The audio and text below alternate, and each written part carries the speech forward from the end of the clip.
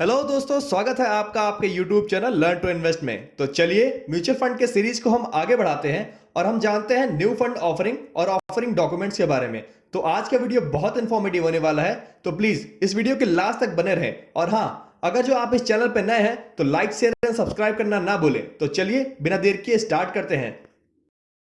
तो चलिए स्टार्ट करने से पहले हम जान लेते हैं कि इस चैप्टर में कौन कौन से पॉइंट्स को हम कवर करेंगे। तो पहले हम डिस्कस करेंगे the basics of the new fund offer and the offering documents of the mutual fund schemes.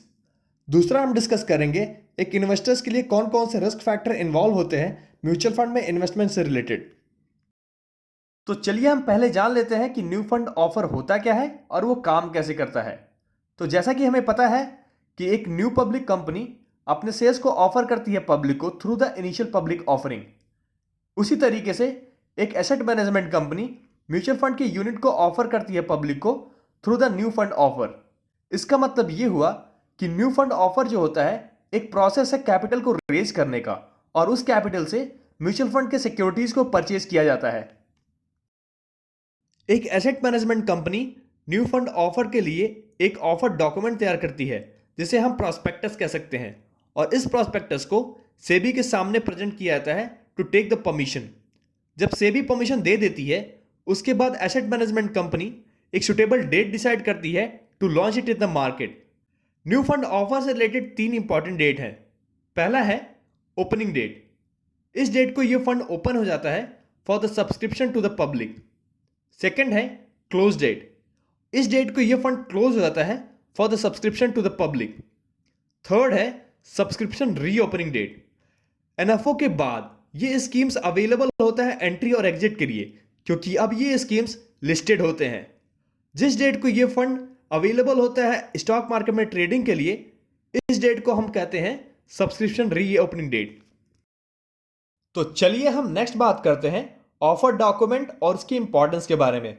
तो जैसा कि हम जानते हैं कि एक प्रॉस्पेक्टस होता है न्यूली लिस्टेड कंपनी के लिए, सिमिलरली एक ऑफर डॉक्यूमेंट जो होता है वो इन्वेस्टर्स के लिए बहुत इंपॉर्टेंट सोर्स ऑफ इंफॉर्मेशन होता है about the mutual fund schemes. तो ऑफर डॉक्यूमेंट जो होता है वो एक लीगल डॉक्यूमेंट होता है, और वो डिस्क्राइब करता है प्रोडक्ट के बारे में और कुछ इंपॉर्टेंट एस्पेक्ट को कवर करता है related to the maintenance and management. Offer document disclose करता है कुछ इंपॉर्टेंट कंपोनेंट को, जैसा कि the name and the background of the fund manager, details of the investors relations officer, detail of the asset management company and its director, detail of the custodian and the registrar, detail of the transfer agent, detail of the statutory auditor. Mutual fund offer document को दो part में divide किया गया है। पहला है scheme information document. ये document specific mutual fund schemes के डिटेल को कैरी करता है। सेकंड है स्टेटमेंट ऑफ एडिशनल इंफॉर्मेशन। ये डॉक्यूमेंट म्यूचुअल फंड के सभी स्कीम्स जो एसेट मैनेजमेंट कंपनी ऑफर करती है उसके डिटेल्स को कैरी करता है। तो चलिए हम बात करते हैं की इंफॉर्मेशन मेमोरेंडम के बारे में। तो की इंफॉर्मेशन मेमोरेंडम एक समराइज्ड वर्जन है ऑफर डॉक्यूमेंट का, और सेबी रेगुलेशंस के अकॉर्डिंग सभी एप्लीकेशंस को की इंफॉर्मेशन मेमोरेंडम के साथ अटैच करना होता है। एक बहुत जरूरी बात, पहली बात, सभी इन्वेस्टर्स को ऑफर डॉक्यूमेंट को डिटेल में स्टडी करना चाहिए। एक बार जब वो एसेट मैनेजमेंट कंपनी के साथ फैमिलियर हो जाए उसके बाद वो की इंफॉर्मेशन मेमोरेंडम को रेफर कर सकते हैं। तो चलिए हम बात करते हैं risk factor in the mutual fund schemes. एक इन्वेस्टर्स को यह समझना जरूरी है कि म्यूचुअल फंड में जो इन्वेस्टमेंट है they are susceptible to a risk, and इसे हम कहते हैं रिस्क फैक्टर। ये रिस्क फैक्टर दो तरीके के हो सकते हैं। पहला स्टैंडर्ड रिस्क फैक्टर, दूसरा स्कीम स्पेसिफिक रिस्क फैक्टर। तो चलिए हम बात करते हैं स्टैंडर्ड रिस्क फैक्टर के बारे में।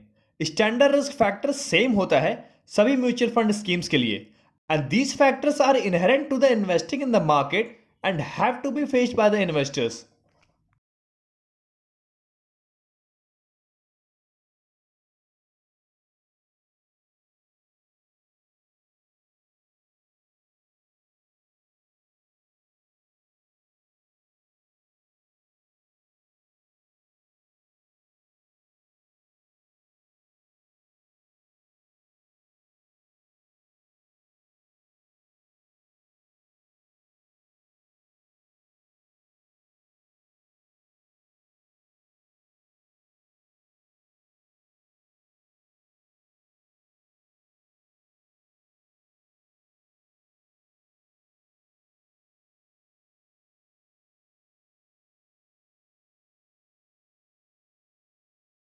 तो चलिए हम बात करते हैं स्टैंडर्ड रिस्क फैक्टर के कुछ एग्जांपल्स के बारे में, जिसमें से पहला है, अगर जो किसी म्यूचुअल फंड के यूनिट में हम इन्वेस्ट करते हैं तो वो इन्वॉल्व करता है इन्वेस्टमेंट रिस्क को, जैसा कि trading volume, settlement risk, liquidity risk and the default risk including the possible loss of principal. Second है, अगर जो किसी म्यूचुअल फंड का इन्वेस्टमेंट सर्टेन सिक्योरिटीज में हो रहा हो जिसका प्राइस, वैल्यू और इंटरेस्ट रेट का फ्लक्चुएशन हो रहा हो, तो ऐसे केस में हमारे इन्वेस्टमेंट के वैल्यू में भी फ्लक्चुएशंस होंगे। थर्ड है, mutual funds are subjected to the market risk. इसकी वजह से म्यूचुअल फंड्स ये गारंटी नहीं देता कि वो अपने ऑब्जेक्टिव को अचीव करेगा। फोर्थ है, म्यूचुअल फंड का पास्ट परफॉर्मेंस ये डिसाइड नहीं करता कि उसका फ्यूचर परफॉर्मेंस भी बेटर होगा या फिर खराब होगा। फिफ्थ है, म्यूचुअल फंड का नेम उसके फ्यूचर प्रॉस्पेक्ट, रिटर्न और क्वालिटी को इंडिकेट नहीं करता। तो चलिए हम फाइनली बात करते हैं स्कीम स्पेसिफिक रिस्क फैक्टर के बारे में। ये रिस्क कुछ ऐसे रिस्क होते हैं जो स्कीम स्पेसिफिक होते हैं। इसका मतलब ये हुआ, ये रिस्क सभी म्यूचुअल फंड स्कीम्स पे अप्लाई नहीं होते हैं। तो चलिए हम कुछ एग्जांपल्स के बारे में जानते हैं, जैसे कि पहला है the risk arising from the investment objective of the scheme. दूसरा है the risk arising from the investment strategy of the scheme. तीसरा है the risk arising from the asset allocations of the scheme.